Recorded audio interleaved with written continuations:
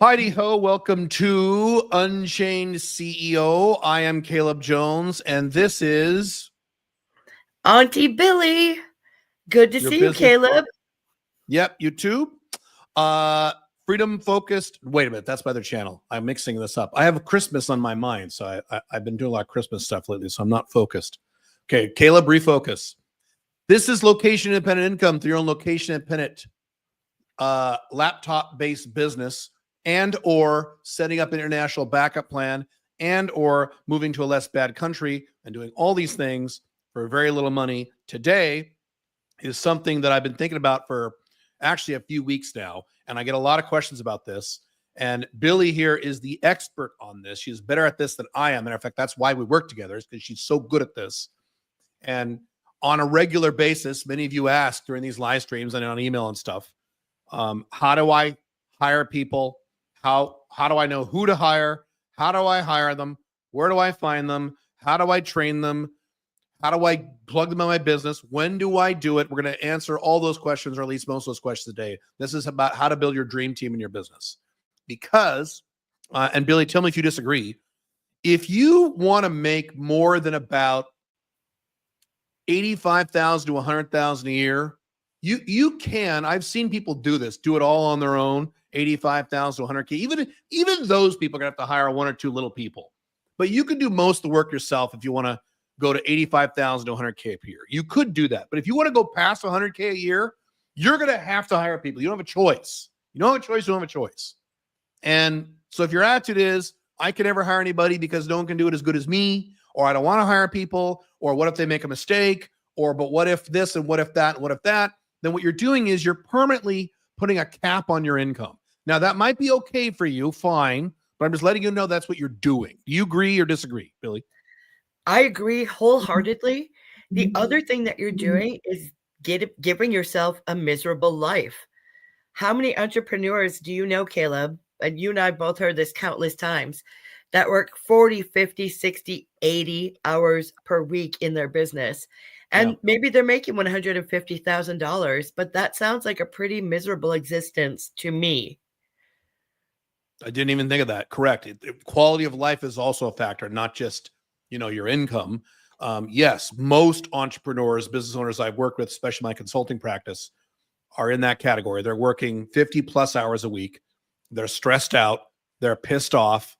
They don't love their life. They can't wait for the weekends. And on the weekends, they stress about their business. They're doing a bunch of work they shouldn't be doing. My favorite example, I think I've used this example before, I'll say it really quick, is that I work with a guy. I didn't work with him. I knew him. I knew him through someone else. He owned a business, traditional location dependent business with like 35 people in an office building. And this is back when I was a computer consultant. And he's like, he bragged that he never hired any computer technicians to help him. He's like, I don't want to hire those people. They charge $100 an hour. Well, fuck that. And what he did is he would run around and fix all the computer problems in 35 different computers, even though he was the CEO of the company. And if he couldn't figure it out, he would call these tech support services where you pay him like $100 or $200. And he'd work with them on the phone and sit there for 3 hours and try to figure shit out. Terrible. One of the worst decisions I've ever seen in my life. He should be scaling the company and living a better life. Instead, he was fixing computer problems, even though he had a company with 35 people in it. Just stupid. So you're absolutely right about that. I didn't even think about that aspect. All right. I'm going to let you take over, Billie, because the agenda is yours. The floor is yours. I might interrupt with little comments here and there, but go for it. You're the expert. Awesome. Well, guys, this is a typical Caleb and Billie moment where we're going to be freestyling. So there are very specific ways that I do things. And of course, I can't cover all of that in this short period of time. Also, please bear with me. As you can see from my stunning photograph, looking like a babushka, I have been in Europe for the last couple of weeks, including Amsterdam, where we spent some time with our Dutch friends, Caleb, that you know from Project Paraguay. We love awesome. Our Dutch friends. We love them. And then a few days in Vienna, visiting one of our mutual clients, who is a very, very well-regarded cellist who recently began with the Vienna Orchestra. So I've been in the cold running around, and I literally landed about 16 hours ago back in the U.S. So you're very sleepy. And you did a business builder thing, didn't you? Or no? In London? I did a business builder meetup in London too. We had an awesome time at the pub and out for Cool. dinner with, I think we had about 8 guys. Cool. It was absolutely phenomenal. And I'm looking forward to doing many more of those. And in addition to me, they got the bonus of meeting our newest official coach, who is someone that you know well, and that is Nick Schumacher, who Oh, is yeah. an expert in expat taxes and Cool. setting up your business. So Mhm. at any rate, all of this to say I am a little bit wonkier than usual. So bear with me. But the I'll help. first, I'm going to kind of just run through in fairly quick order, and we'll make this available in an ebook within the next week for you as well. So you'll have this Cool. information in a at your fingertips. But I'm just basically going to run through what I do for people like Caleb when I come into their business and we sort of reconfigure things and decide what to take off of our plate, how to delegate it, etc. Because this is a challenge for all of us, myself included. My assistant still has to yell at me and say, "Why the hell are you doing that, Billy?" And I Okay. still have to say that to Caleb once in a while. Me too. Yeah. Common Yep. problems. So Yep. the first thing, and I know Caleb, you've talked about this countless times, is to perform a time audit. Learn Yes. what you're actually doing. How are you spending your day? I want you to capture all of the little tasks that you do. That means the 2 minutes that you spend sending an email, the 5-minute interruption when you take a phone call. Capture as much granular information about yourself as you can. And there are pretty awesome tools out there like Clockify and Toggle. And again, we'll put this in a written form so you don't have to remember that. But Clockify and Toggle are 2 examples of apps that also have extensions. So if you're using a project management tool like Basecamp, for example, or using your Gmail, these extensions are built in to allow you to track your time directly from whatever you're doing. So there are no excuses.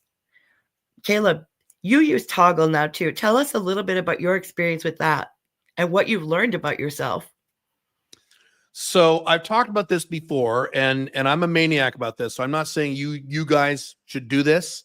You can if you want. At a minimum, you should do this for what I recommend is, 2 or 3 typical business days. Do something like this. I do this every day, 7 days a week because I'm a maniac.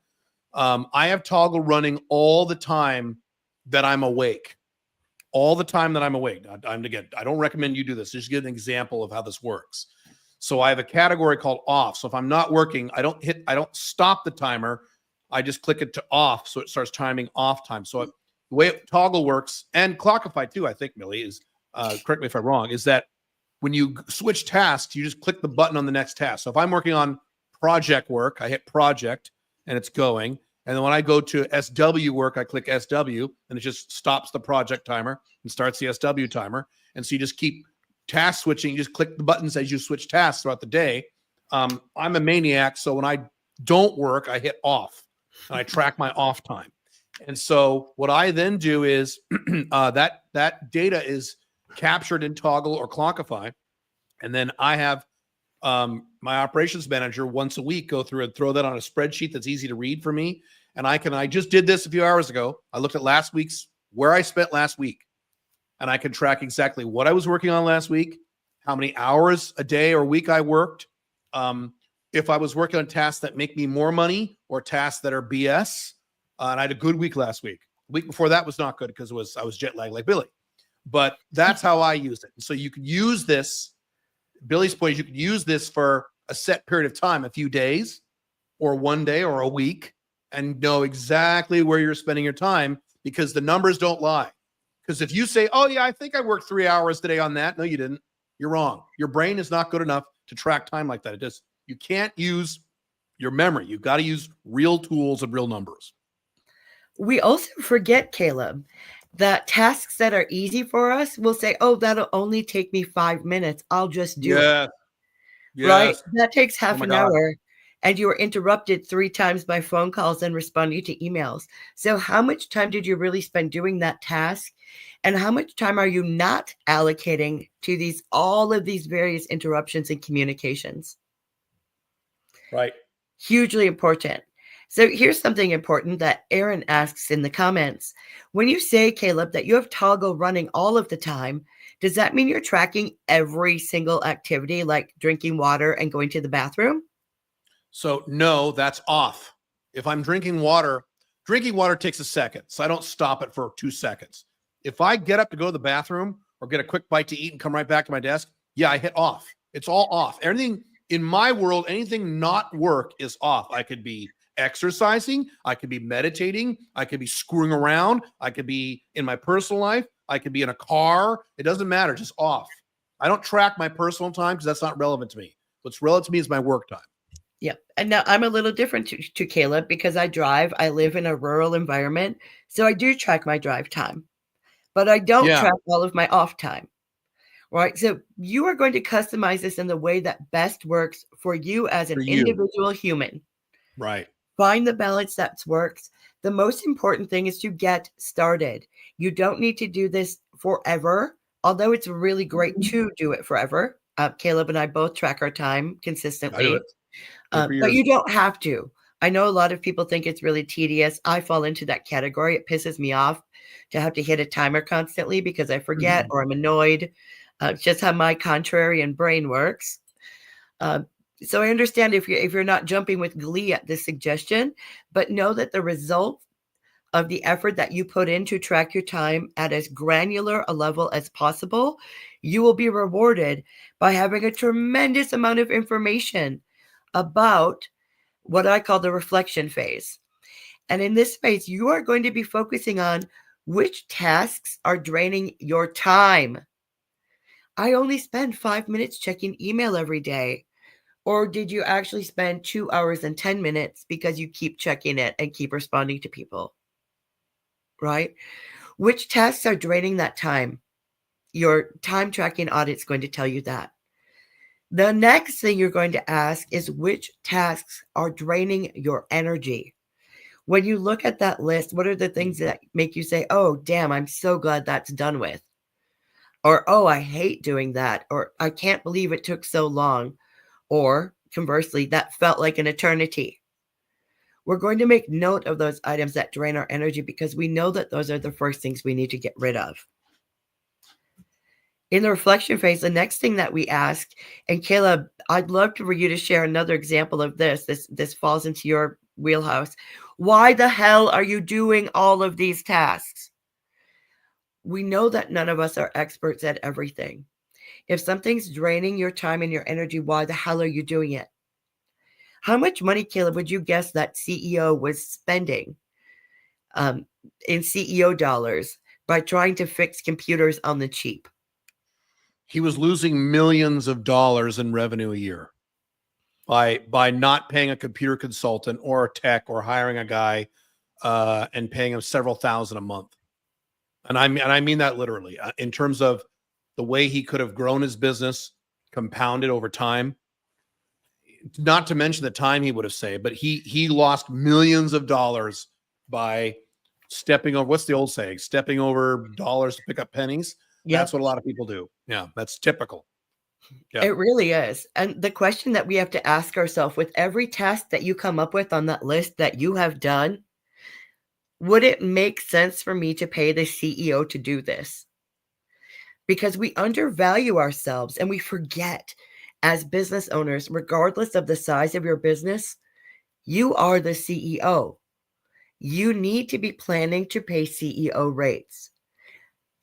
Does it make sense to pay the CEO to do email? Probably not. Right. Probably not. Does it make sense to pay the CEO to do bookkeeping that he's not very good at? Probably not. No. So the next question we ask ourselves is, how can I teach someone else to do these things? Now, you don't have to have an answer for that because I have one for you in the planning phase, but you need to start thinking about that. How can I teach someone else to do this? And this is going to help you identify those things that only you can do. So in Caleb's case, making the live streams, pumping out all the awesome content that you love to read, the books, the articles, the emails, right? Caleb needs to spend his time doing that because that's something no one else can do. He has a very unique voice, right? So I can't jump in and do that for him. It would be half-assed at best. So we learn the things that only we can do, and the rest we start to understand that we can give away to free us up to do those things at which we excel. Wouldn't you agree, Caleb? Yeah, and in a perfect world, some coaching programs, they call this your unique ability. In a perfect world, you're doing nothing but that one thing that you're really good at. Whatever that, and everyone's different. Everyone has different talents. So whoever you are listening to the sound of my voice, you're going to have a different talent most likely than mine. And Billy has a different one than I do. And you're going to identify what that is in your business, and you'll know pretty quick if you don't already know what that is. And your goal is to get to the point where you're doing nothing but that. Now, you'll never hit that goal because there's a little bit of management work involved. But to Billy's point, if I'm not working on the marketing side of my business or creating content, I'm kind of losing money. So I should do the minimum amount of work of that I possibly can. And it bothers me when I have to do that work. Like, if I have to work with attorneys and stuff. So yes. Exactly, too. Thank you for phrasing that in a clearer way than my sleepy brain can do. No, that's fine. You did fine.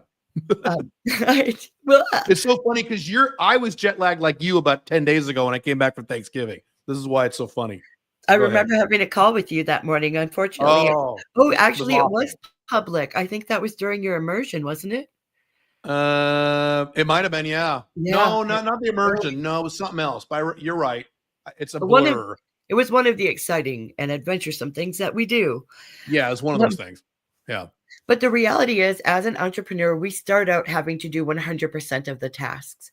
But it's our job to constantly revise that and lower that number. So as Caleb said, we're doing only those things that are unique to our talent. Eventually, when you start your business, you're not going to be able to do this. You're going to be juggling a lot of the balls, and it sucks. And unless you start out with money, but most people don't start with money. I didn't start with any money. So you're going to start. Even if you have lots of money, Caleb, you still have to understand how your business is going to work, right? It's a puzzle that you're putting together. So until all of the pieces are in place, it's really hard to hand off to someone else the various tasks. And that's, I think, where most entrepreneurs really struggle. And Caleb, I think that's where you had a hard time. And correct me if I'm wrong, but you knew how to do everything because you built the business. That's what entrepreneurs do. But then it became so routine to you. It was like muscle memory to do some of these tasks that you didn't have to put a lot of effort into it. But it also, so it was what we would define as low value, low work. So it wasn't really hard. So you just kept chugging along doing it, not realizing that it was sapping your energy.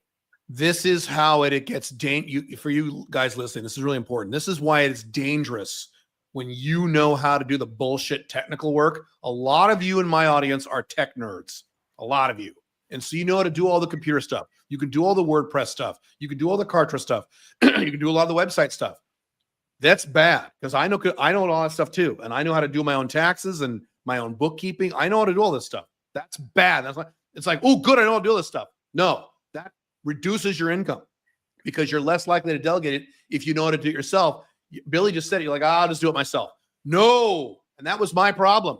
That's why Michael Gerber in his book, E-Myth Revisited, said the best business to start in theory is one where you literally don't know how to do the thing you're selling for the customer. You have no idea because it forces you to think like a CEO.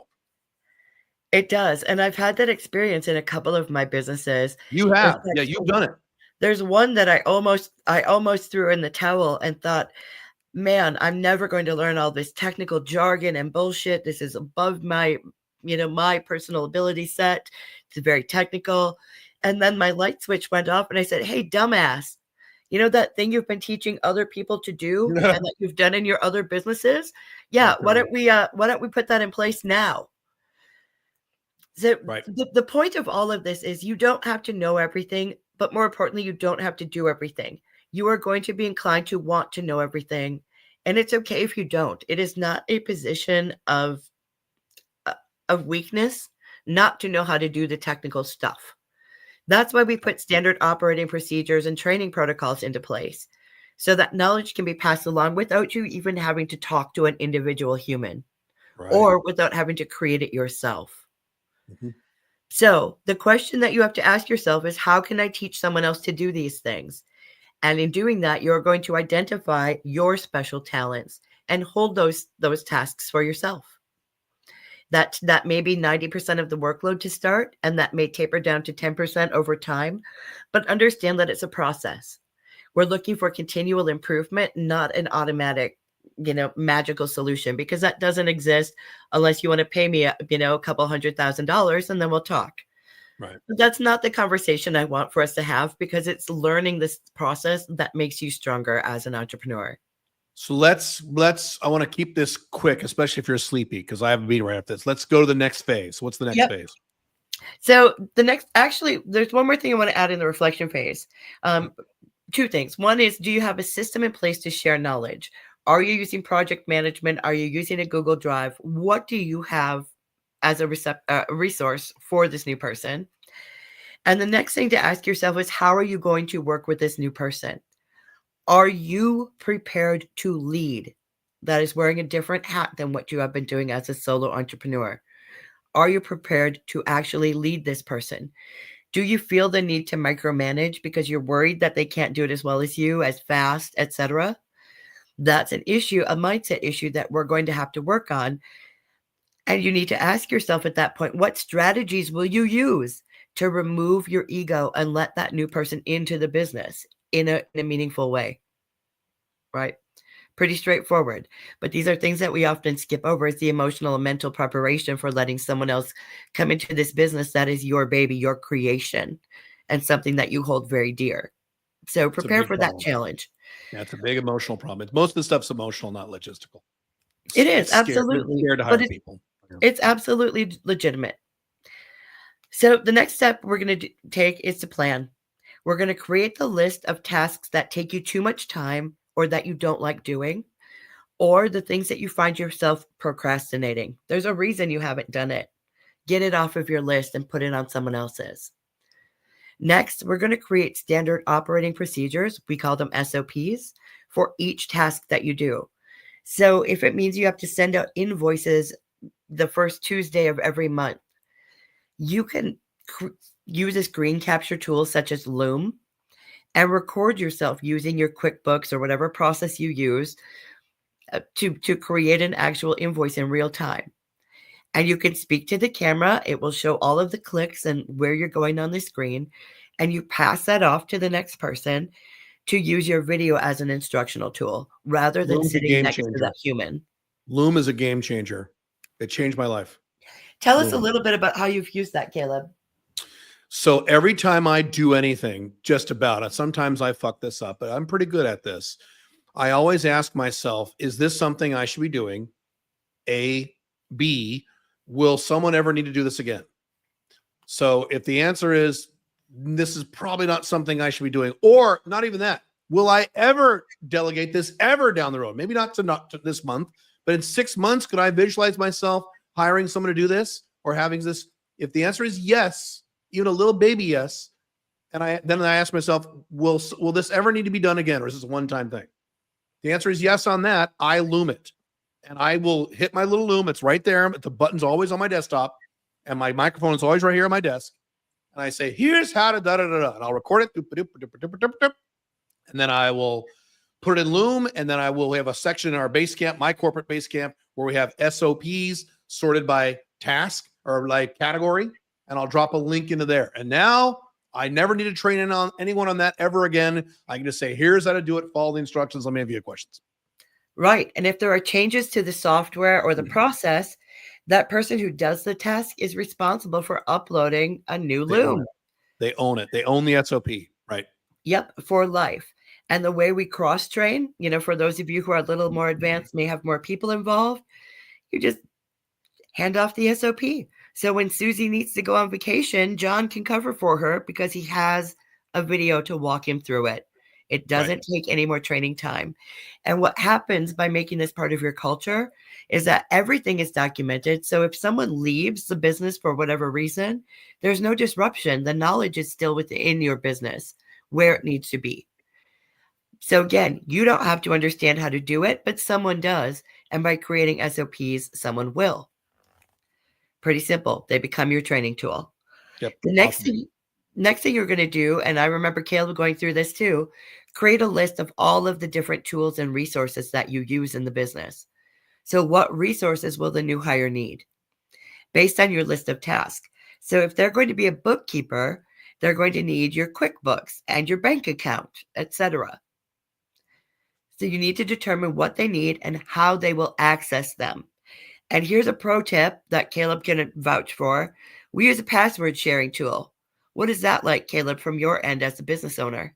You had me starting to use this billion years ago. That was like, you're going to use Basecamp, you're going to use LastPass, and there's a few competitors LastPass. They're all pretty good at mine, so we use LastPass, and that way, instead of like, okay, it's Joe Blow you've hired needs a password for this and a password for that, you go, okay, where's my password? Okay, you pull up your spreadsheet, and okay, you copy and paste it. You just go to LastPass and share it to him, and it's now shared. And if the password ever changes, it updates on his end. So you have to change, you have to go back and forth on that again. And if you have to remove that person, you just click delete, and now they don't have access to it anymore. It's awesome. And what's even cooler than that is you have the option whether the recipient can actually see the password or whether it simply autofills for them so they have no access to actually know what it is. Right. It's a browser add-on. Right. Yep. Great layers of protection. We love this. It's awesome. So essentially, what are these tools that they need? How are we going to share that information? And how do we retain custody of that information? Which is basically what we talked about. Have a tool that you can remove a person from with one click. Simple. Right. Now, real quick, I need to add one thing. If you have people involved in any financial end, and that doesn't mean just financial people, it could also mean like salespeople, marketing people. For example, if you want people in your bank account or your Stripe account or your PayPal account, you need to set up a sub account that doesn't have access to people. In PayPal and Stripe, in most banking services, you can set up an account that is not an admin account that doesn't have the ability to take your money. They can see what's coming in, but that's all they can do. So like my marketing team, some of them get paid on commissions. They have to see when money comes in. So I don't have to look and go into my own PayPal, my own Stripe, my own bank and tell them. They go in themselves, but they have limited access rights, so they can't take my money and just spend it on whatever they want. They can see what's coming in, but that's all they can see. So you have that too, that aspect too. That's a great point, Caleb. We love having these multiple layers of protection. Absolutely necessary, especially with a person you don't know. Like, we understand new relationships are always a little risky, so we set ourselves up for success and for immediate changes should something need to happen. Right. It hasn't for either one of us yet in many years, knock on wood, but it could. So, we understand if some of you have qualms about that. Yeah, it's just modern day technology solves all these problems. Well, what if they go to take all my money? Don't give them the rights to do that. You can set up an account where they can't do that. Yeah. Yep, exactly. Yep. So after we set up the password sharing account, we'll add them to our project management tool and to any other necessary tools, again, using password sharing. I always recommend that you set up a company email address that you own for the person to use rather than their own email. Yeah. So that all of the messaging, all of the project management messaging, everything is retained by yourself in the business and they won't have access. And realistically, the next step, once you've decided who the person is, you share their first tasks in the project management tool with the attached SOP, and they're ready to go. From a technical point of view, it's really that simple. Is there anything that you'd add, Caleb? Other than finding the person, which we'll discuss next.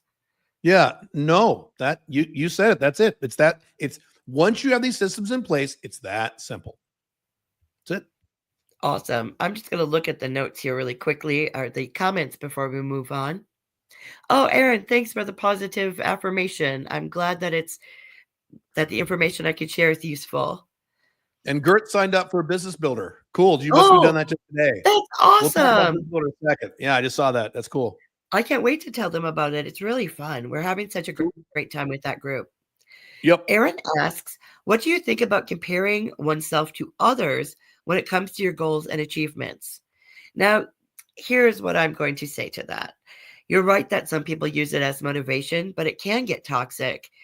I think you're right. You should only compare yourself to who you were the day before. Comparison is the thief of joy. Joy. And Auntie Billie is not about stealing. So do yourself a favor, compare yourself to yourself, and that's it. Nothing else and no one else matters, because you will never have perspective into that person's life and experiences the same way that they'll never understand yours. There is no point, because you are comparing apples to oranges, regardless of what you think you are doing. So don't steal your own joy. Look at yourself, look at your path forward, and keep moving your feet. Now there's a question here about a niche, and we can't really answer that one right now. We may be able to get that at the Q&A. Let's save these for the end. Billy, I want to get through your material. That's more important. If we have time, we'll get questions at the end. Yeah, let's do your stuff. So we're going to jump over to the part now where how the hell do you actually find a human to do this work, right? I know that you're saying, great, Billy, gave me all this information about what to do with them, but how do I get them? Okay. It's not really hard. Today, we have awesome platforms. My favorite is called Upwork. You've heard both Caleb and I talk about it constantly. Yep. It is the largest global platform for freelancers in the world. You can find someone to do almost any work that you can imagine on this platform. And I'm not kidding. And that you could imagine. Anything. My favorite story is I had a client who wanted to do a proposal, and many years ago I used to do high-end wedding planning, and I still love event planning. So if a client says, let's do something cool, I am all in.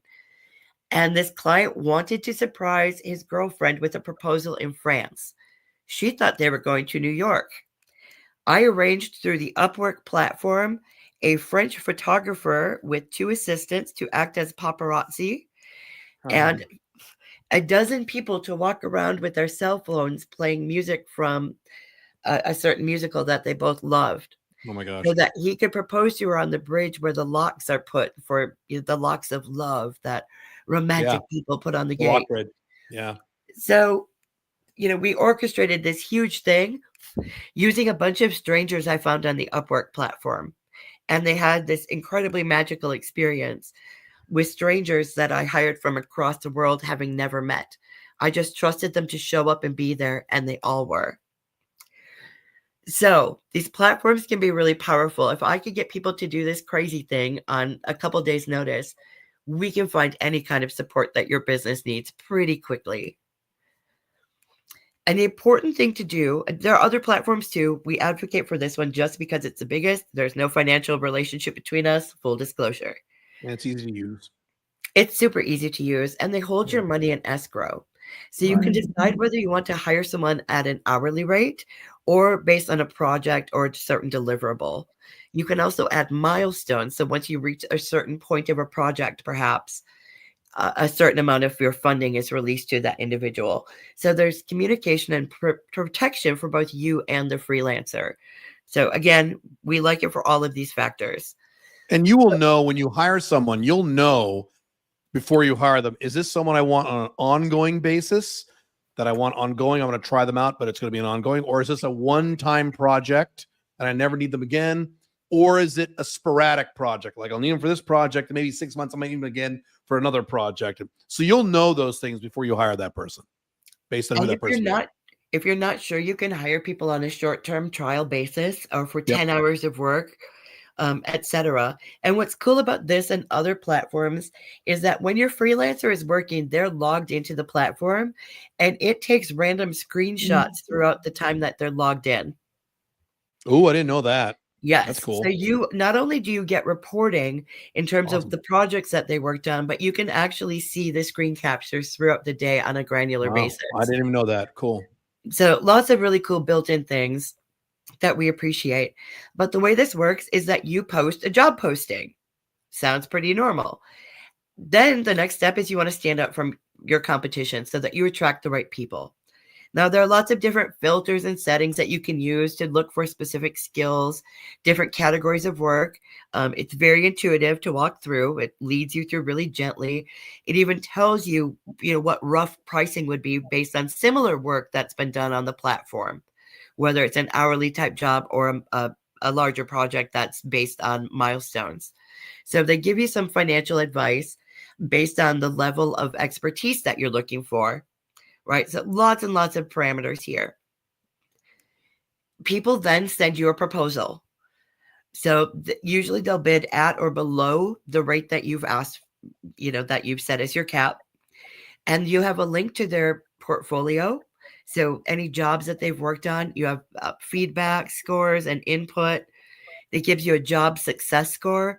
You can see how much money they've made on the platform over what period of time. Lots of really good information, which allows you to make for a really quick hire. So on many jobs, I'll post something in the morning and by evening I'll have hired someone and they'll start working the next day or perhaps a couple of days later. It really works that quickly. Caleb, you have used the platform as well. Has your experience been similar? Yeah, and honestly, I haven't used it so long because you and Osher and some other people use it for me. But what I like about Upwork is that you can immediately look at someone's star ranking and how much money they've made from other people on the platform. So instead of just saying, I know how to do this, you can see their past jobs and you can see how those people ranked them. Now, sometimes people give high rankings and they shouldn't, but it gives you some information as a basis for comparison. So what I will usually do, or I used to do when I used to use Upwork a lot more, is I would look for the people who had the highest amount of money earned on the platform, who had the highest star rankings in my budget. And that just made the decision. So I wouldn't have to spend a lot of time figuring out and going into detail. I'm just like, oh, well, this person's probably good. And then I always had one person and a backup when I hired someone. Exactly what I do. So it works quickly. You can make changes quickly and you can end a contract quickly. Just because you've said, I'd like to hire you for 10 hours work, if a person doesn't show up or doesn't do a good job and you see big red flags, you just end the contract immediately. You don't have to give an explanation. I mean, I would recommend you do because we're all humans. So try to find something constructive to say, but you don't have to. You could just say, the hell with this. This one's not working and move on to the next. It is no different than any other relationships in your life, whether they're friends, dating, whatever it is. These relationships matter and you have a choice. You are not stuck with these people like you would be in a traditional hire, right? There's no unemployment. There's no bullshit taxes. The platform handles it for you and gives you a statement that says, yep, here you go. This is what you paid. And you really quick, I should reiterate, if you're newer to my content and Billy's content, we follow a no employee model. Alpha 2.0 business model means there are no employees. You're not going to hire any what they call in the United States W-2 salaried employees. You're only going to hire contractors. I have no employees. I've got 20-ish people on my team. None of them are employees. I don't want them to be employees. I want them to be self-employed. I don't want to mess with taxes and having an HR department, all that garbage. So just if you were not aware of that, I just want to reiterate that. Most of you already know that, but in case some of you are new. Great point, Caleb. So the next thing I want to talk about is the actual hiring. How do we attract these people to your job description? And let me tell you, I personally throw the traditional model out the window. I don't want to write a big wish list of all of the tools and skills and computer programs that they can use because first of all, that's boring as shit. Right. Secondly, I don't want people to be in a box when they work for me. Now, each of us is very different and it depends on your business. But in my case, I want to find people who actually do things in life and they aim kind of high. So the person who has a broad skill set is someone who's much more interesting to me than somebody who's been at the same accounting or IT firm for 18 years. They're going to be locked in their ways a little bit more. They're going to be more rigid personalities in general, I find. They're going to feel a little bit less secure without direct leadership and hierarchy, which can be very problematic when what you need is a right-hand man, a thought partner, and a problem solver. So when you're writing a job description, tell a story. Tell these people who you are and what you're doing and in what ways you will allow them to contribute to the business. Most people are used to having to fit into someone else's box and, check those little tick boxes on the chart that says I can do these things. That's not what you need as your first one or two hires. What you need is someone who's going to be your biggest advocate. The person who sits next to you and says, okay, great. I'll find a way to do that. Let's go, boss. Let's figure it out together. That is what you need. Skills are only a small part of the reason that you've made that hire. What you really need is the attitude. And the way you find that attitude is by telling them what they can do and in what exciting ways they can contribute to your business and your personal growth. And I don't mean that in some like sky fairy, oh, yay, growth. What I mean is your growth as an individual that has a better quality of life, a bigger business, and can create more opportunities for yourself and others. Let them know how they can be part of that, and you will find some amazing people. And rigid people will be frightened by that storytelling style because they're used to just checking the box. Mm-hmm. So another thing that I do is I never conduct boring, predictable interviews. There are a couple of reasons. The first reason is that don't all of us know how to prepare for one of those interviews already? We have pat answers to those questions. What is your greatest strength? What is your greatest weakness? Oh, I just care too much about my work. I invest too much time. We all know how to give the bullshit answers that HR directors want to hear. That doesn't tell you anything about a person. So don't be predictable. Ask questions about their life, their hobbies, their interests, right? If a person is interested in reading about historical battles in, Samaria, that shows somebody with a really curious mind and a sense of wonder. Versus, Tell them that question. Tell them that question you asked about if they had $100,000 or something. Okay, so this is my favorite, and you can all steal it or adapt it for Yeah, this is yourselves. cool. Yeah, listen up. This is really cool. But go ahead. Yeah. I'll ask it of you, Caleb Jones. If I were to give you $100,000 that you must spend within the next 30 days, as well as the next 30 days off, what are you going to do with that money and time?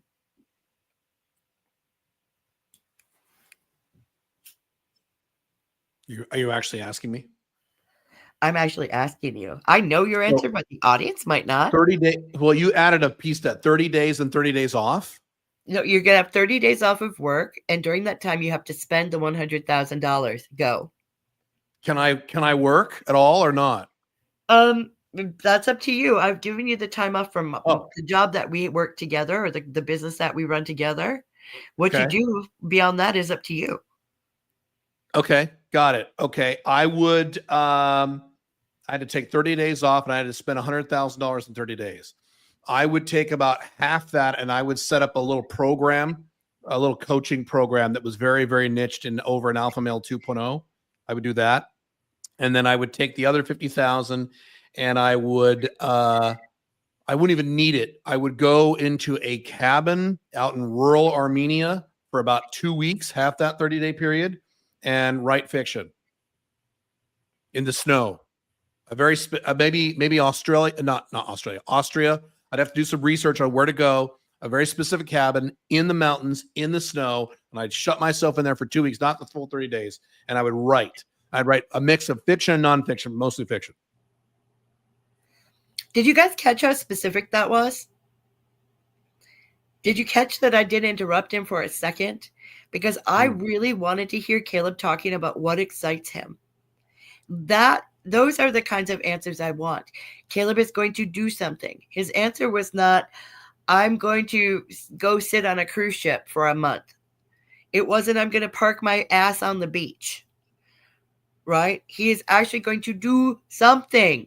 He is going to take an action and take this opportunity that's been created to do something more meaningful. And that's the kind of response that I want.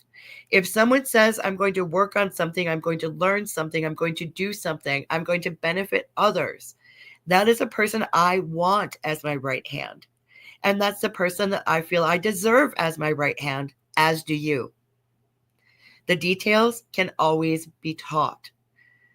What you want is to find someone who's not afraid to try and find the solutions with you, even if they make mistakes. And that's what that question tells me.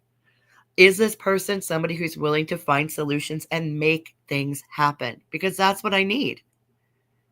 I can teach them those details. We can teach them the SOPs. We can send them to classes and courses to help them strengthen areas where they could use more education or practice. right? But the attitude is the place to get started. And with that, I can honestly tell you, if you follow this model, by the time you found the right person, everything's going to be in place to get them started. It's that easy. Right. Because you've already done the groundwork. And Billy mentioned this, and if you've read any business books or consumed any business content for a while, you may have heard this. Attitude is more important than skill when you're hiring people.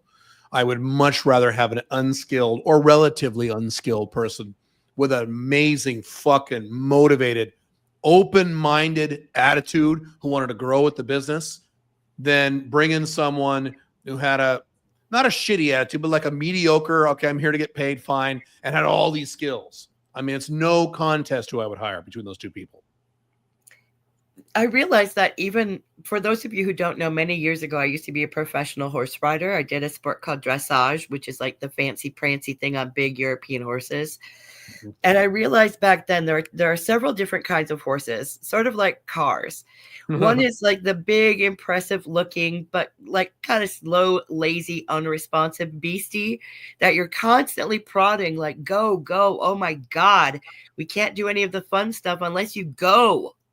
And there's the other kind of horse that if you give a little cue, it says, did you want this? Did you want that? This, that, and they're usually kind of frantic, kind of hard to control, a little bit spastic, in their energy, like comes out in spasms. They're unpredictable. They can be a little bit dangerous, but because they're constantly giving you different answers and trying to find the answer for you, those are the animals that go on to compete at the Olympic level. Yeah. They have to have that internal fire and desire. And it's regardless of whether it's a horse or an internal combustion engine or someone that you're working with, we all need that same fire. It can't be something that you're prodding out of them, because all that will do is drain your energy and it defeats the purpose. Now, something else really quick. This is not quite a tangent, slight tangent, but it's on the topic of hiring people. And Billy, you can tell me what your opinion is about this. When you're hiring someone who is purely a technician, when I say technician, I don't mean just technical. It could be a bookkeeper. Bookkeepers are technicians. A tax attorney or an accountant is a technician. If you're purely hiring a technician, what I'm about to say may or may not apply. When you're hiring someone in your company, and eventually when you start making several thousand a month, you will want someone like this. Not at the beginning, but relatively soon as you grow your business. Someone who is not just a technician, but someone who will be doing a key task in your business, but they could do other things. Like they could manage customer projects. They could manage multiple operations projects. They could do a little marketing and sales. They could do all kinds of different things. Those are the magic people that you want. And when you hire them and when you want to have discussions with them about, not only is the job, are they someone you're looking for, but is your business something that they're excited about, they're interested in? That doesn't mean they have to agree with everything you're doing.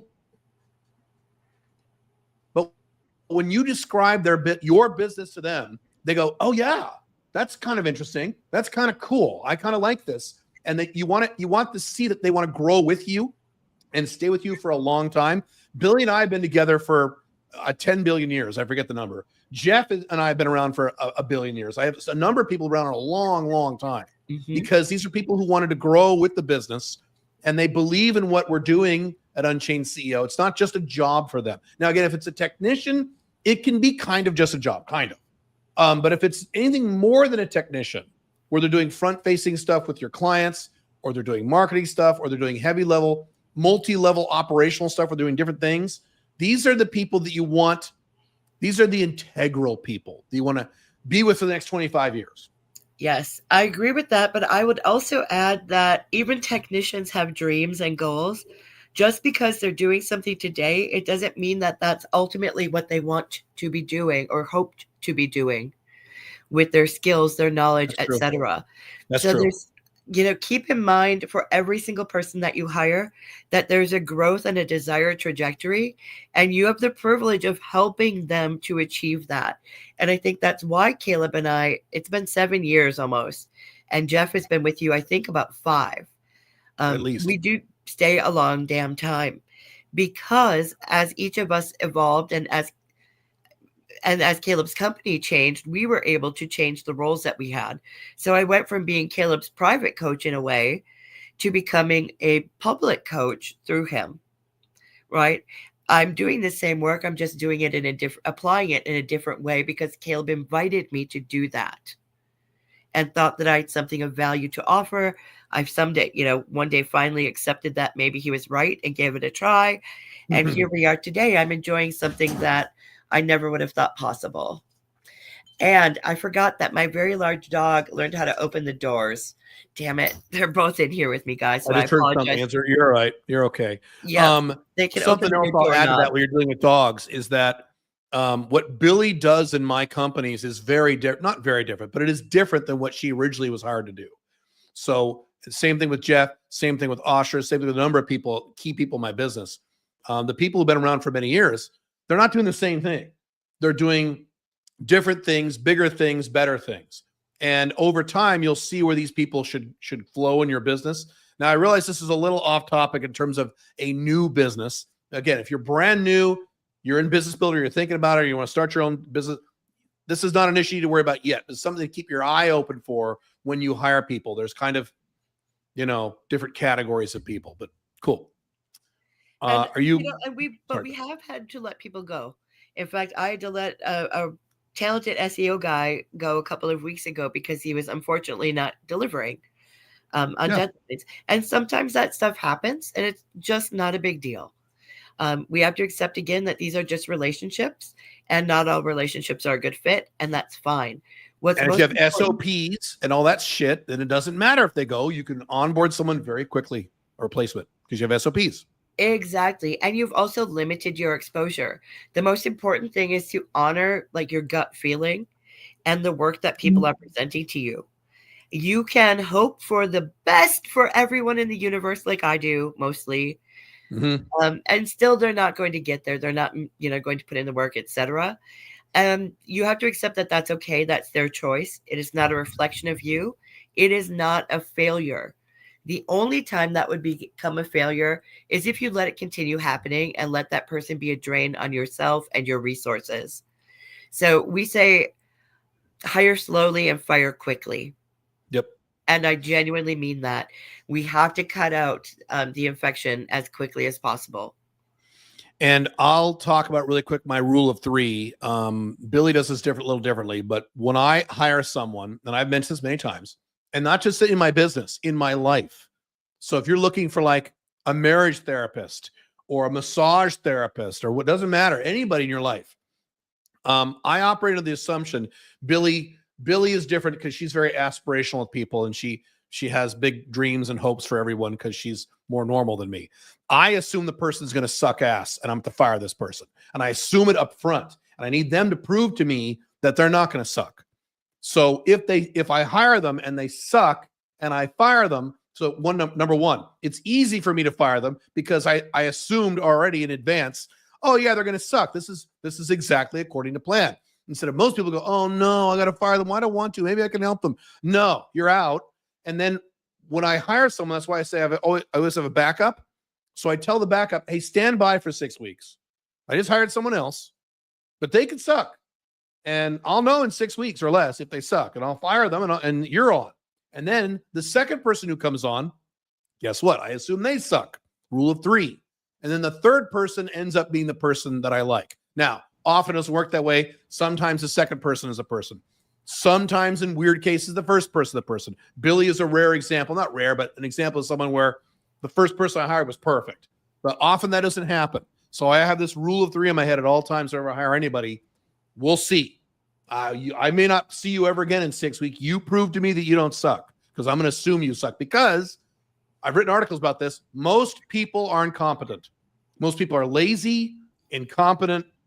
50% of Americans are addicted to some kind of drug. Literally, I mean, it's a bad time. So I assume people are idiots until they prove otherwise. So I fall into the idiot category because right now I'm drinking Mountain Dew for my breakfast. Please judge me harshly on this one because it's warranted. But I do see things differently to Caleb. I assume that every person I hire has the capability to take over the company and replace me. And that's my goal. Literally, that is my goal for every person, Mhm. that they replace me. Yeah, you've Uh, said that. Yeah. Yeah. and that means that I give people the opportunities to elevate themselves within the business. Caleb and I do the same thing. We just get to that, we just start I from a get to that slightly point different point of slower. I view. agree with it, but I get to it slower. It takes me a few months to get to that point with someone. But yes. Yep. But I also have a different hiring strategy. I usually hire 2 people for the same job right away, and Ah, then I see right. how it shakes out. I let them know that they're both there. I want them both to support me in different ways, and we'll split the role according to what their talents and skills and desires are. And what almost invariably happens, and Muhammad, my current assistant, who's been with me, I think 3 years now, best person I've ever hired in my entire life. I hired 2 people, he and a woman from the Philippines. And the woman from the Philippines was slower on the assignments I gave her, which Muhammad noticed. And he said, "Oh my God, it's driving me crazy that this is still on her to-do list. Can I just get it done? Or I noticed that she did this incorrectly. Can I just fix it?" So guess who runs the Boss Cooperative Empire? That would be my amazing Muhammad. Yeah. He is absolutely brilliant. He goes above and beyond for myself and every client in this same way. This is who he is as a person. But the way I was able to identify that so quickly is because there was someone else working beside him. So if you have the opportunity to do that, I think it's a really great strategy. Um, but again, be prepared to let them go should they not work and start over. It's okay. Right. We're coming up on an hour before we get to questions. Billy, have we covered the meat of your stuff? That is everything I have. I think that is the Perfect crux timing. of hiring. But there Awesome. are a couple of um, quick comments I want to address. Yeah. James says that when he posted his first job on Upwork, he put the company name in the job post and had tons of messages on LinkedIn and through the website for people trying to sell him irrelevant services. Yep, keep your name, your business name, quiet. They don't need to check out your website unless you give them the direct link to an individual human. Yeah. Don't put it out there. Don't set yourself up for spam. It drives me freaking nuts the way people use LinkedIn. So limit your exposure that way. No, I'm gonna go ahead. I want to piggyback on that, but go ahead. Your I was gonna finished say, thought. don't put for the same reason I don't put job postings on LinkedIn, or Monster, Indeed, any of the major platforms, because that information I don't want to be spammed, so I limit my exposure. Mm. And those platforms aren't great for me anyway. Mm-hmm. I'm going to give that what she said is accurate. Please do that. It's just part of the internet era in which we live, where there's no privacy anymore. Now, I'm going to give you a little 180 flip on that. Most of you should not have this problem. Matter of fact, you shouldn't have this problem. I have this problem. There might be a small percentage of you who have this problem where you're selling something a little controversial. So whenever I have to hire someone over in my Alpha 2.0 business, I do specify, I used to do this in the Upwork or whatever, or even in the initial interview, I'll verbally say this. Hey, my content, at least half of it, involves dating and sexual stuff with men and women. I have extremely strong opinions. I am extremely blunt in my language. I can be offensive to a lot of people. Are you okay with that? Because if you're not, you probably shouldn't work with me, and that's okay. I want to get that out of the thing right out of the gate. So Yes. it may not be for you. It might not be a controversial topic you sell. It might be some quirk in your personality or the way you work, or maybe I know this. There are some people who work late in the evening, like 3 a.m. in the evening, but they expect their staff to be awake at 3 a.m. their time. So if they're in the same time zone, they'll say, "Look, here's the deal. I work till 3 a.m. And if you and I are working together, you'll be working 1 a.m., 2 a.m., 3 a.m. Is that okay with you? If not, then we're probably not a good fit, and that's okay." Absolutely. And that actually leads to another comment that James made, or excuse me, a question. When you grow, would you recommend your staff being in different countries to each other? He had 3 guys in the Philippines and they all got hit with the typhoons at the same time. It could not work. Yes, Oh, diversify. absolutely. I have, Yeah. if you look at the Boss Cooperative website, you'll find that we have coaches in North America, South America, Europe, and Australia. Yep. Oh, and there's one who's part-time in Asia. So diversify, set yourself up for success. We don't need to be reliant on one geographic region, nor should we be. Correct. The And only and thing that that that matters, applies. Sorry, go ahead. I'm Go sorry, ahead. the only thing that matters is they're willing to work in the time frame that you want them to work, so that there's some crossover where you can have meetings, etc., should you want those. This is Unchained CEO. This is international lifestyle. This is worldwide lifestyle. So absolutely, I would never consider having 3 or 4 people in the same country, including, by the way, the USA or Canada or UK. I would never have that. That would make me very uncomfortable. Even those of us who work with you who are in the US are in completely different parts of the country. Nowhere Yes. near each other. Right. And I try to limit my exposure to any one country, just like I do in my 5 Flags stuff. It's a carryover concept from 5 Flags into your business. So absolutely, yes. Diversify. Yes. Let's see. Let's see. Let me go to the top here and scan if there's any comments we did not answer yet. Hang on one second. There are a couple here, Caleb. Okay. One of them is, go ahead. Let's see. Well, here's one. So when you plan out your E3D per your quarter, your year, what tool do you use? Is it digital or analog? So here's my standard answer. This is a time management question. And this also applies somewhat to your team too. On your team, you should use something like Basecamp or Google Docs, like Billy was talking. I'm going to stop you for a second because some of the people in the audience might not know what that means. What means? ED3. Oh, so E3D, if you have not read The Unchained Man, sorry, it's okay. If you've not read The Unchained Man, Billy is not, because it's for men, but it's fine. That's one of my time management techniques. That means every 3 days. So he's talking about a time minute when I plan out stuff for my time management, or my quarter or my week or whatever. What tool am I using? So here's the answer.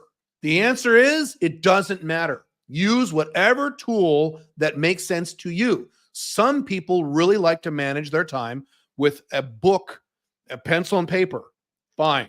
Some people hate that and they've got to use their phone. They use an app, a time management app on their phone. Fine. Some people need to use a desktop app on their laptop. Fine. Some people use Excel. That's what I use. I use Excel. But notice I'm not saying you should use Excel. A lot of you would hate Excel for a time management thing. I'm an Excel maniac and I like to keep things simple. So I use Excel. Some people love Trello. Fine. The software modality you use to manage your time management does not matter. What matters is you're using a system, E3D or some other system. I have 3 of them in Unchained Man, but whatever. As long as you're using a system, use whatever software you like. I like Excel because I'm used to it. I've been using spreadsheets literally since the 80s on my Commodore 64. So I'm kind of a spreadsheet nerd. I'm not, true story. So, big time spreadsheet nerd.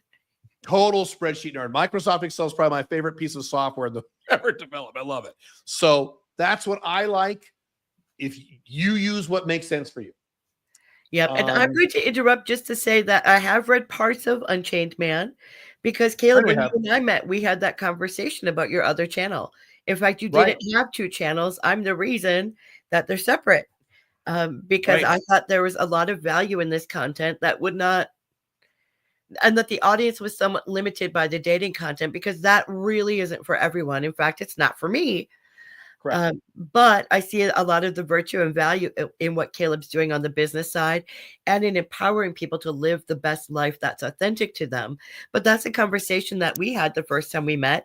And I did some research and I said, oh, who the hell is this douchebag who's reaching out to me? Because I thought he was just some creepy alpha, the traditional alpha type dude. And I thought, oh, creepy son of a gun. I don't want anything to do with this.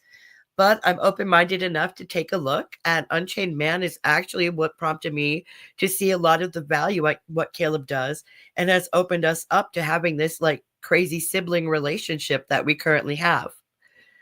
So all of these things, being vulnerable in that way and saying, I might not be the right fit for you because of my work style, because of my content, whatever, hugely valuable because it can lead to this point.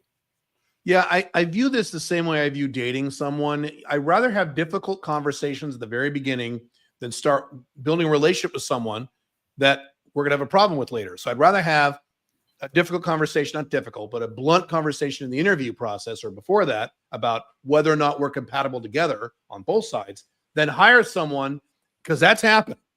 The reason I learned how to do this is years ago, I hired who was this person? A proofreader for my Alpha Male 2.0, back then it was Black Dragon blog. And she was a female, and she was over the age of 33, and she was married and traditional monogamous. And she would read my stuff because she's proofreading it, and her head would explode. And we get in these big arguments. So I thought, okay, I had to fire her. Wonderful person, great person. We're still friends. She's a friend of mine, but it didn't work. So I realized with that experience, I had to have these conversations. Yeah. Yes. Let's see. There's a comment.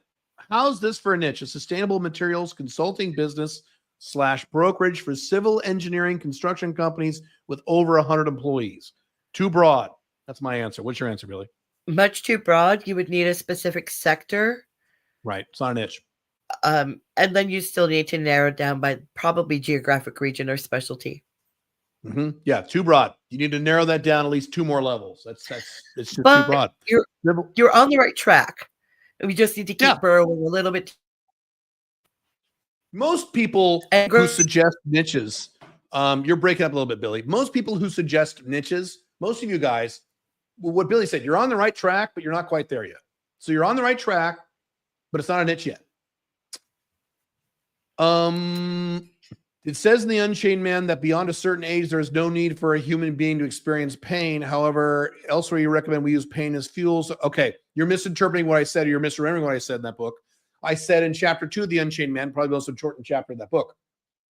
It is my view that once you hit age 25, you don't need to experience any negative emotions. I do not say pain. Pain is different than negative emotions. It's similar, but it's not the same thing. So I said, once you're 25, you've experienced all the negative emotions you could possibly experience in the human experience. You've experienced loneliness, jealousy, anger, sadness, right? You've experienced all this shit by the time you're 25. Why do you got to keep experiencing that shit? That's the point I made. So we're talking about, you mentioned the atomic technique or Tony Robbins' Dickens pattern. Those are using pain, constructive pain, not negative emotions, pain constructively to motivate yourself. Because in life, I'm like this. I think most people are like this. You're probably a little more motivated by negative motivations than you are by positive ones. I want to drive a cool Lamborghini. That's cool. But what if, like, oh my God, if I don't make this money and the United States collapses, I'm fucked. Or if I don't make this money, I'm going to die, whatever. So use positive and negative both. Yep. Negative emotions are those that you do not benefit from. They bring you nothing. Right. Pain brings you a lesson. If you ignore the pain or you try to stuff it down, you are not gaining the lesson. And the lesson is the importance of the pain. The same as disappointment, the same as frustration, right? There's a lesson in all of this. Those are not negative emotions.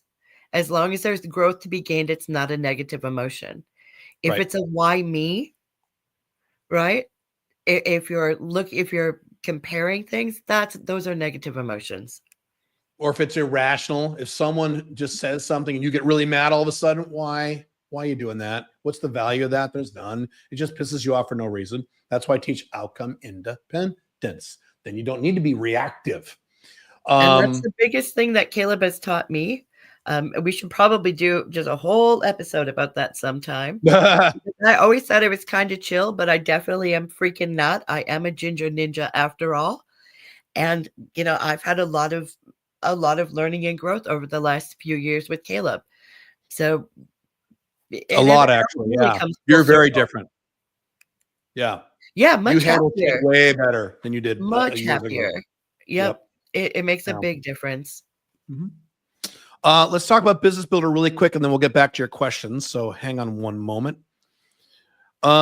Today is your last day to to schedule your call. 90daybizbuilder.com. This is the deadline. You can, if you schedule, let me say this correctly. If you get your call scheduled by the end of today, EST, you can have the call later in the week. That's okay, because we have Christmas coming up. So we're starting second week of January, okay, for the next curriculum. But If you get your call scheduled by the end of the day today, and then you end up signing up for a business builder, I am throwing in a free 20-minute one-on-one. I've never done this in my life. Never given away, fucking hell, man. I've never given away one-on-one coaching in my life because that's expensive. Free 20-minute one-on-one coaching call with me that you have during the business builder while you're in business builder. You have to schedule the call by the end of the day today. You don't have to do the call today. You can do it Tuesday, Wednesday, Thursday, Friday. You can do it later in the week. That's okay. But you have to go to 90daybizbuilder.com to at least get your call scheduled so we can enroll you at some point this week or next. And then you get the 20 minutes. Now, two things about that really quick. Number one, when I do one-on-one coaching, I charge over $1,000 an hour. If you go to the coaching page, you can see the prices. I'm expensive. Number two, more importantly, I am not offering one-on-one coaching to the public as of the end of this month, December 31st, 2024. I'm not going to do it anymore. I made that decision. So guess what? This is kind of cool that you and I can talk about this. So really quick on Business Builder. And Billy, feel free to interject when I go through this quick list. I'm going to go through this really quickly.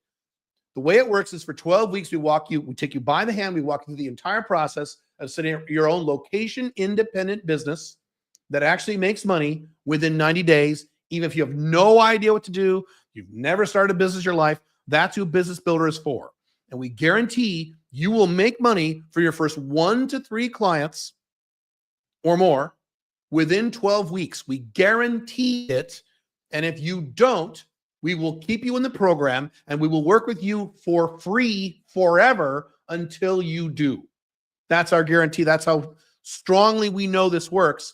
And when you go to 90daybizbuilder.com and scroll to the bottom, I just added 2 more videos, 2 more testimonials in terms of case studies. You can watch all the case study videos down there. People made money. And all those people in there are people who have never had a business before their entire lives, ever. They are all brand new and getting clients. And I just spent time in, where was I? In Vienna with one of our clients who lives in Bratislava, who took the train down. He made $18,000 in 1 month. No $18,000 in 1 month? Yep. So was he in Business Builder last year? You don't have to say his name, but when was he in? He was in Business Builder last year. Last year. Okay, there you go. $18,000 in 1 month. He started his business last year. A lot of you guys say, well, how long does it take me to make the big money? It doesn't take long at all. As long as you do the correct things, and that's what we show you to do that. That's awesome. I have here, many of our clients have made thousands of dollars literally within a few weeks, which is true. Some of them make it at 90 days. Some of them make it a little beyond 90 days. It depends on the person. Depends on, the niche they choose, how hard do they work, things like that. Now, we have added 1 extra month for free. So this is actually the 120-day business builder. We still call it 90-day business builder. So we give you another month for free because we want you to give that little extra time to get those 1 to 3 clients. So it's actually, this is a 4-month program. Now we also have 5 live coaching sessions per week. And I've said this many times now, and I'm screaming this to the rooftops because this is, I can now say this. I wasn't able to say this 2 or 3 years ago, but I can say this now today.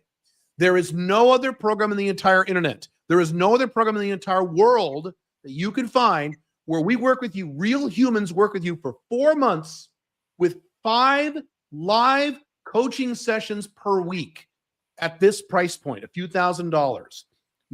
Not most, all programs at this price point, and I know a lot of these guys are my friends, you get 1 a week, 1 coaching session a week, sometimes 2, and you might get it for, you don't get it for 4 months. Sometimes you do. Nowhere near. And if you get this many coaching calls, it's like a $25,000, $35,000 program, not just a few $1,000. There's one thing that you forget, Caleb, because now Caleb sticks to the curriculum a little bit more than the rest of the coaches. So our sessions are scheduled to be 1 hour long, except when Auntie Billy and the other coaches teach them and they go 2 or 3 or even longer than 3 hours. Yeah. And what's hilarious is people are still on the call. If you have questions, we want to answer them in real time. It's much easier than going back and forth on a message board, which we also do with you daily. Yeah, I'll get that in a second. We find it much easier to do it in real time because then everyone benefits. Right. And this is real human beings, real coaches who are location independent business owners, just like Billy and myself, who are experts in their areas. And we all Anyway, we could go all day. If you miss the sessions, they're recorded and you get the recordings forever. On top of all that, you get an accountability coach, which is a 24/7 coach. Now they're not available 24/7, but we have coverage when they're not, who will work with you in our base camp because you'll have access to our base camp through your assignments. So they will work with you on a daily basis to help you get your assignments done, to answer your questions, to help you out if you fall behind, to give you information, to make sure you stay on track. That's in addition to the 5 sessions per week. That's why this is the #1 business program in the entire fucking world. And that is a literal statement. And then I'm also throwing in, this is a new change. This is a permanent change I'm making. More people wanted some more time with me because I do some of the sessions, but I don't do most. I can't do 5 sessions a week. I'm a little busy. So there's a 90-minute group coaching call you get with me. Now that would be in addition to the 20-minute one-on-one call you get me if you get your call scheduled by the end of this day today. And it is December. What is today's date? December. Today's the 16th of December, Caleb. December 16th, 2024 by the end of the day. Okay. You get a 90-minute group coaching call with me where we're just open-ended questions for me. Whatever you want, you'll get that at some point during your 4 months. That's just, I threw that in for the price of the program. It's the same thing. You also talked about that earlier. You're going to get access to Basecamp, and then all your assignments, everything you do in Basecamp is yours forever. Even after you're done with the program, the Basecamp is yours forever. It's your tool forever. It's yours. All the videos, all that stuff. You get over 25. I just added one yesterday. 25 custom how-to videos on specific things like how to find a niche, how to price your product, how to do cold calls, things like that. It's all, and these are videos that are not available in any other of my courses or bundles. It's only in 90-Day Business Builder. I just added one. That's why I said how to determine price on pricing. If you're doing coaching, consulting, or service, how do you determine pricing? I did an entire video and I just added it. We add these videos all the time and we don't increase the price or anything. It's just, what we do. Structured curriculum. So it's a 12-week program. Every week you get assignments. And each assignment moves you closer to getting those first 1 to 3 clients. We also do, I'll have Billy talk about this. We also now doing in-person, informal meetups with 90-Day Business Builder members and coaches and alumni. If you've ever been in the Business Builder, you're invited to these things. And we guarantee that we will do at least one in the United States per year and one in Europe per year. But Billy's going to do a lot more than that, right, Billy? I am going to do more than that. So over at Boss Cooperative, we have an event page that's starting to get full of cool things for 2025 and even into 2026, which include Mexico, Paraguay, Egypt. We're not sure where exactly in Europe yet, probably the UK again, Canada, and a couple of US locations, including cage diving with sharks in Florida. So what I'm doing is I'm tacking an extra day onto each of those trips so we can host an informal get-together. So myself and whichever coaches are involved in the boss event will also get together with the Business Builder members.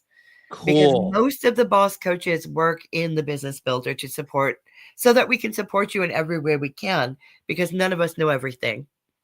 That's a big thing that people ask for, because Billy just did a thing kind of off the cuff in London, and you had 8 people show up out of that's just in one city in the world, in London. So yeah, that's a big thing that people ask for, is real life meetups. So, and once you're in Business Builder, you can come to any of these meetups for the rest of your life. You're just like, you're an alumni. So you're welcome. So that's why it says all past and present members welcome. This is why the guys and gals call me Auntie Billy, because I like gathering you around me and having cool adventures when we can get together. Right. You have access to 2 different message boards in our base camp with all the current members and coaches and alumni. There's over 100 people in those boards. And I've talked about many times. And some of the case studies, the guys that said this, is that you will get answers from people in those boards you won't even get from the coaches. You'll get support and ideas and problem solving from those boards that you won't get from the coaches, in addition to the coaches. So that's in addition to your 24/7 accountability coach, in addition to your 5 sessions a month, in addition to your sessions with me. This is everything you get. And again, there is no other program in the entire world at this cheap price point, few $1,000, where you get all this stuff. There isn't. And I've said this before publicly, if you can find another program for a few $1,000, we get all this, let me know. You won't be able to find one, but let me know, because I need to know. Programs like this are like $35,000, not just a few thousand. Yep. And Yeah. I'm going to add there that we really work hard as coaches to cultivate that atmosphere in the participants and in the message boards. It is a very, very supportive environment where guys can, people can be vulnerable. We can talk about our challenges, and you're surrounded by support. And when you have wins, you're also surrounded by that support and guidance to move you to the next step. It's really powerful stuff. And I think that's probably one of the biggest values, even above what you and I offer, to be honest, Caleb. Yeah, agree 100%. Right. The culture is really good. We've built a really good culture and community. It's a community now. Business Builders now become a community because we've been doing this for 3 or 4 years. I think we're going in our 4th year or 5th year. I can't remember. So yeah, this is something very special. And I've said this publicly several times. 90-day Business Builder is the number one most important thing in my entire business life right now. In all my companies, all my income streams, all my projects, this is it. This is the most important thing. There are other things I do that are very important, but this is the most important because it's unique. There's nothing else like it. Really quick, lastly, if you can't afford the entire amount, you don't have a credit card or something, fine. You can make payments. We never charge any late fees. We never charge any interest. And it's 100% tax deductible, which means if you sign up here in December, you can write it off for 2024. I am having several conversations with my tax attorneys this month, next week, because I ran a report a few weeks ago showing how much money I pulled out of my businesses as personal income, which I'm going to pay taxes on next year. I don't pay a lot of taxes because I'm Five Flags and Dubai and all that stuff, but I pay some. So I'm like, hey guys, we need more deductions in the next 2 weeks because I want my tax. I want to pay a bunch of money in taxes next year. So it applies to you too if you have a job. You can write this off even if you don't have a business yet. Yep. Check with your accountant, of course. So the way it works is the next cohort, the next curriculum starts January 11th. So the way it works is you sign up this week or next, get your call scheduled now if you want my one-on-one coaching, free, and you'll sign up. You'll get all the videos. You'll get all the tools. You'll get all the materials. You'll get access to the message boards. You'll get your first few assignments, and then you have a little time to work on those over the Christmas break in the first week of January. And I talk about how January 2nd is go time. I have a live stream coming up about that. And then you hit the ground running on January 11th. And we've done studies on this, where not studies, we have statistics on this, where people who get started before the first day of the first session tend to do the best in the program. They tend to make money the fastest. We have the highest success rate with people who get their shit done at least a week before the first session. We know this from our own tracking. So that's why we're doing this in terms of these dates. So 90-day biz, B-I-Z, 90daybizbuilder.com. You click the link to schedule a call. Do that today if you have not. If you have any interest on this, even if you're not sure, schedule the call. So at least if you sign up and you make payments, you can get the one-on-one coaching with me, because you ain't getting that after about 2 weeks. You're not getting after today. So at least schedule a call. You even have an interest, because you never know. You might be able to, this might be something you want to do, and you might start making payments. You have to pay the entire thing. Make sense? Do you have any last minute words on Business Builder before we finish our questions, Billy? It's really freaking awesome, and you should join because you get to hang out with me. I think that should be incentive enough, but no, the community's amazing. Actually, one of my bullet points is Billy, Auntie Billy. Right? Exactly. Who doesn't need a business auntie? Come on. Of course. But with that, guys, I'm so popular that I have to jump off. I have another call. That's fine. It was Go ahead. awesome spending time with you, Caleb. I'm sure you can handle the last questions. But I if can. anyone would like to pursue one-on-one coaching with myself or any of the coaches, it's bosscooperative.com. You can book with us there. You can even check out some of the cool events. And I'm hoping that Caleb is going to be at least diving into the water with some sharks with us.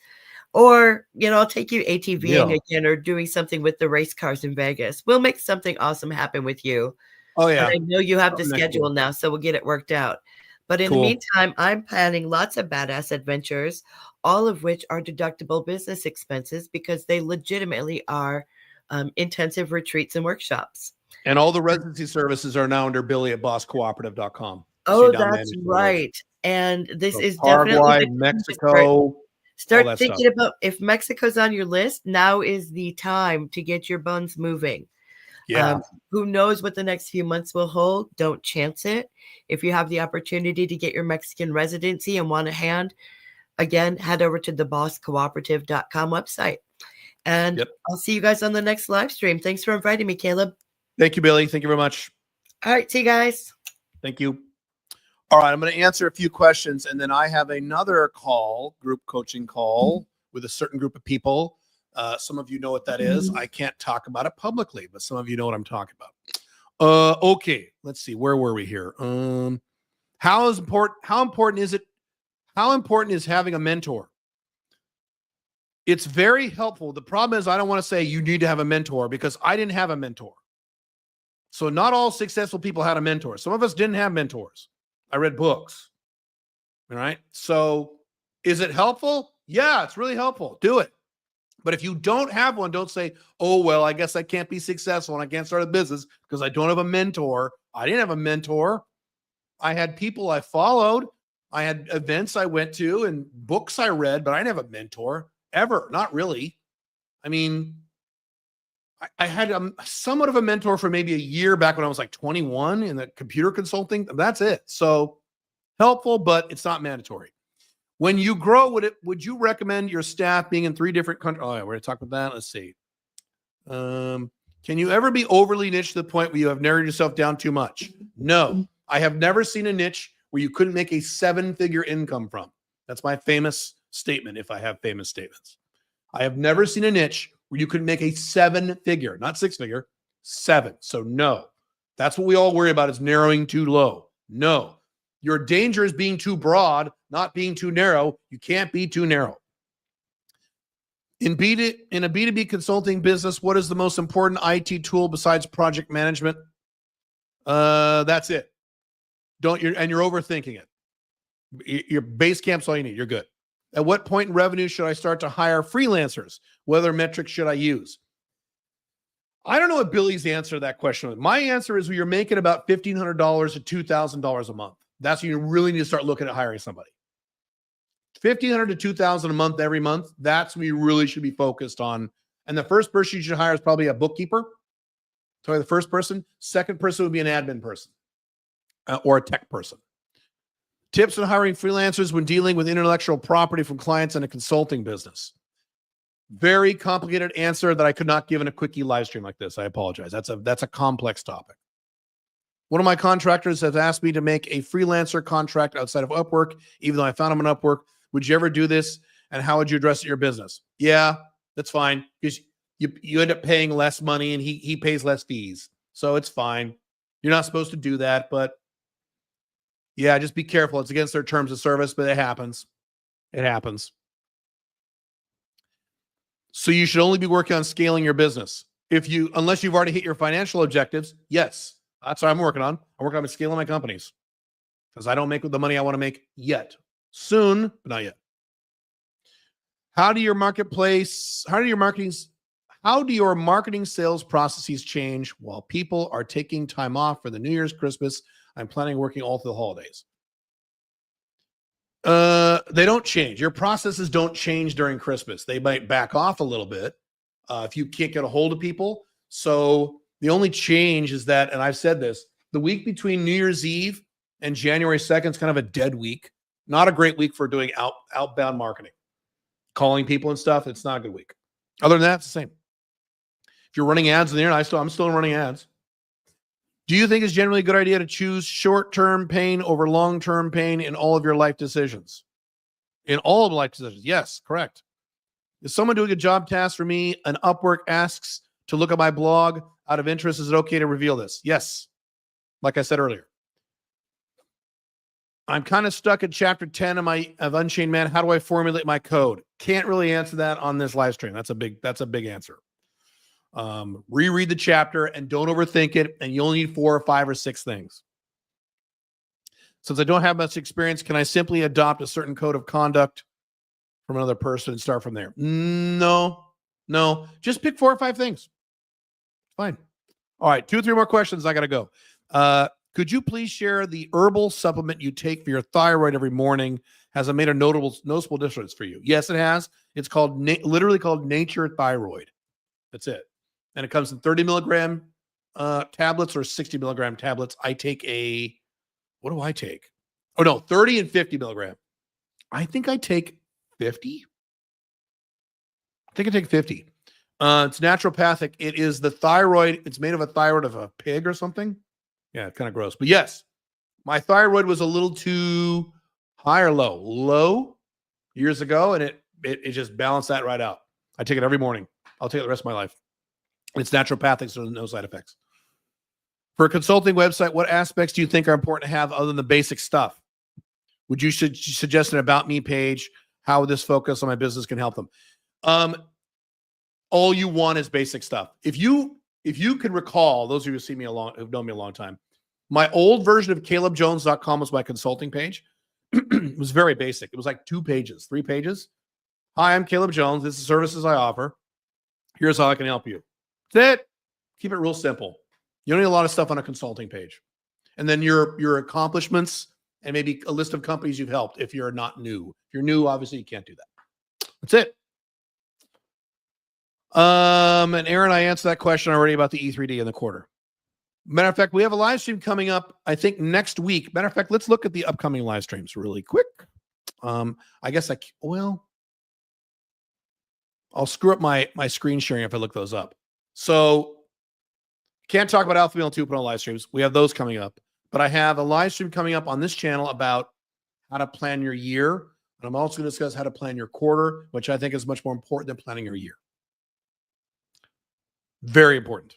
I'm spending a lot of time on that next few weeks. So yeah, cool. All right. Well, let's see. One more question. For making the website for the location independent business, would you advise people on official? Would you advise to provide an official physical address of where I'm located? Yes. Now, if you don't want to do that, you get a mailbox or a UPS store or a mail house. That's what I have. I have a physical address, but it's not where I work. It's the United States. So yes, you engender more trust if you have a physical address. Sometimes when people offer me certain things and I'm mildly interested, I go to their website and guess what I look for? I look for a physical address and a phone number. And I'm not the only person on the internet that does that. I want to see you have a physical address and a fucking phone number I can call a human being. And if I don't see that, shady. So yes, I strongly recommend you put an address. If you don't want to put your home address, get another address to use for mailing. That's fine. You need to see, I would recommend, I don't know about need, but I would recommend it. All my websites throughout my entire life, even when I was Black Dragon and anonymous or somewhat anonymous under that name, I had a physical address on my pages. It builds confidence. Yeah. If I'm using freelancers to fulfill a service for companies, can I leverage their personal experience in my marketing if I have no testimonials yet? Absolutely. Like clients they've worked with before. Absolutely. Because they're the ones, if they're the ones implementing what you're talking about, absolutely you can do that. X amount of years of experience. They've worked with these clients. Yes, we work with these clients. The answer is yes. Get their permission first, but I don't think they'll care, right? Because they want the business too. So yeah. All right, guys. If you are listening to the live stream or you're listening to this podcast the day it comes out, Monday, December 16th, 2024, go to 90daybizbuilder.com and get your call scheduled. And you can schedule it for tomorrow or Wednesday or Thursday or Friday. The rest of the week is fine. But we're tracking which calls which people were signing up for Business Builder who had their calls scheduled before this day and after this day. Because if you do it before this day, free one-on-one coaching with me. Cool. All right. And by the way, one last thing. The best time to get started on your business is January. It's the best month of the year to do this. So this is the best time of year to sign up for the 90-Day Business Builder at 90daybizbuilder.com because the best time to do this is go time in January. Really quick. I have a live stream about this. Go time is between January 2nd and May 30th. If you're in the northern hemisphere of the world, because it is the only time of year, it's 5 months where the weather is kind of shitty and there are no major holidays.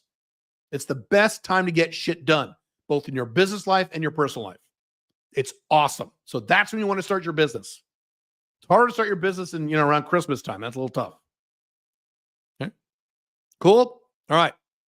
I will see some of you on Wednesday for the Alpha 2.0 live stream. Otherwise, I will see you next week. Have fun.